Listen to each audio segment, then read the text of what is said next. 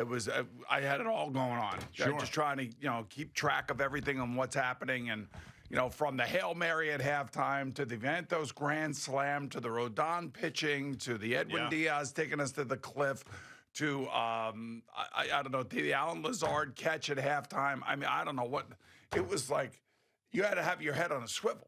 And I think you got to start with the Mets. I mean, the way that I think that you characterized it yesterday, you thought that they were going to come back and win. You thought that they would bounce back. This is what they've been known for all year long. Minaya was good. Yeah, very and then good. all of a sudden, it kind of got wonky on him. And then Maton had to come in and save the. He did okay. But there were a couple errors in there. There were a couple, crazy hit balls, and Iglesias has the ball hit off the mound, go under his glove, and that would have been a double play. I mean, things like that were happening. Crazy things started happening. But then Ryan Stanek came in. Yeah. And he did a hell of a job. He did a hell of a job, and then he got himself in trouble. And then Diaz comes in, gets the one out, boom, done.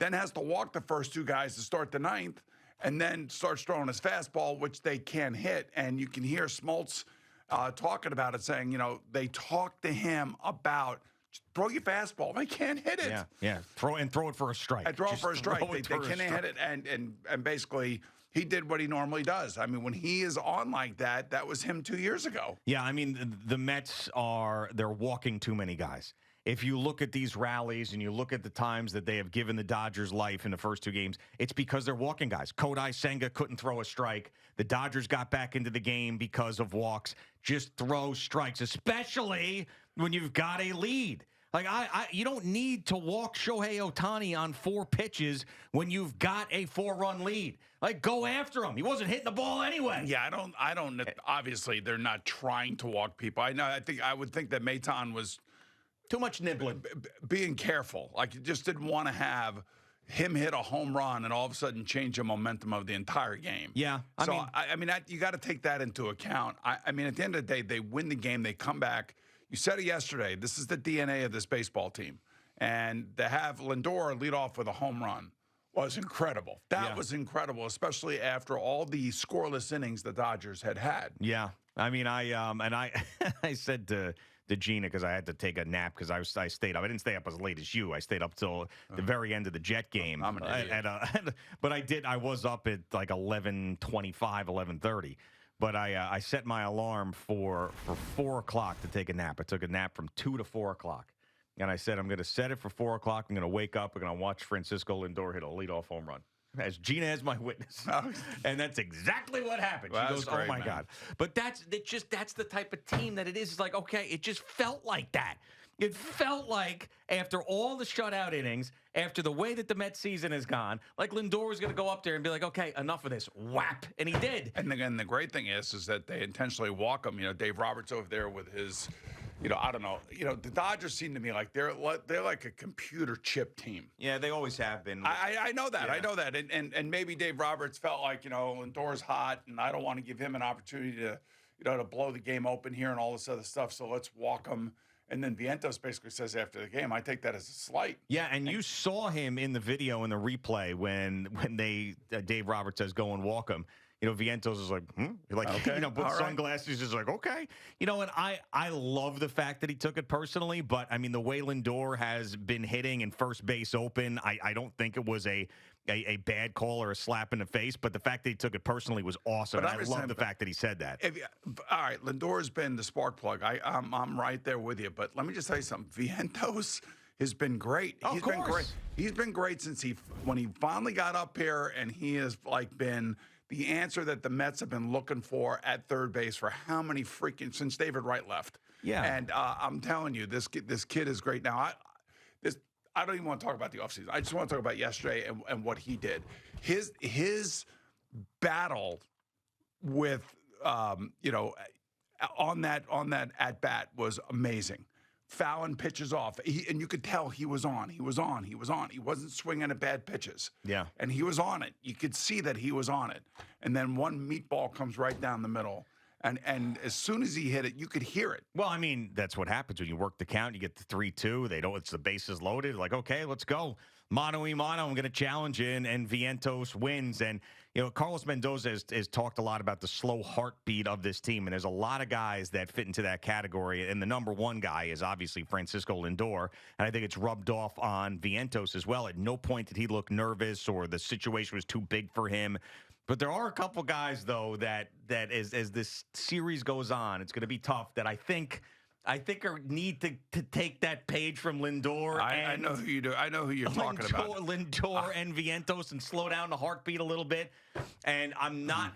It's awesome they won the game. I'm not trying to be critical, but yes. they didn't need to sweat this out if Francisco Alvarez could have come up one of those times with runners on base. I mean, he is an automatic out at this point, and he's swinging through his shoes. He's trying too hard. And I also got to throw Iglesias in there. He is swinging and missing at pitches that he was not offering at during the regular season when he hit 337.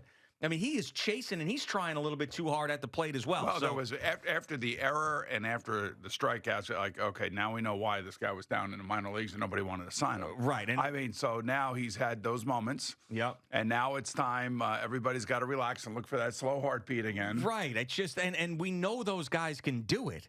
And they have, and they've proven it to us. I just feel like those guys are trying a little bit too hard. Like, I need to see that Vientos mentality out of Francisco Alvarez at the plate, which is like, hey, I'm supposed to be here. Like, I'm the guy in this situation, and not just like, rah! Like every time he swings the bat, he's just rah! I'm like, come on, just chill out, take some pitches, relax. Like, just try, like, just be a hitter and not like a complete, nutso person. I just want to say this. He's 22 years old. I know, but I mean, and this is the way he's always been. And as I was saying yesterday, if he catches one, he's gonna hit it out of Chavez Ravine. Yeah, I know. So he is in the midst of just a prolonged slump, but he still is the catcher. He's still behind the plate. He still plays defense. And, he's a huge part of the team. You know that, and I know that. And they're not going to change anything about what's going on. They'll talk to him. They'll try to get him through it in different ways, but they're not sitting him down. No, he's going to be out there, and he needs to chill. Yes, I agree with you. And I think it's all a mentality thing. And that's why I think guys like, well, I don't know if Vientos will talk to him because he's also a young guy, but it's up to those players and Lindor to recognize it, and somebody to say it. Be like, listen, man, you're better than this.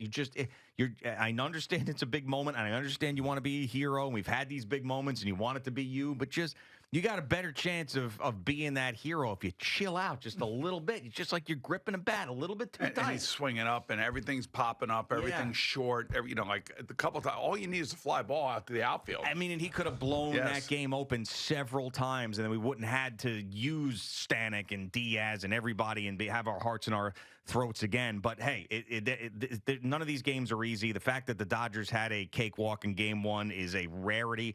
And I was thinking too, like the way that, and John Smoltz made me feel so much better about this Senga thing. Did you hear him walk through everybody with the whole, setting up with Minaya and Game 6 and 7 and yeah.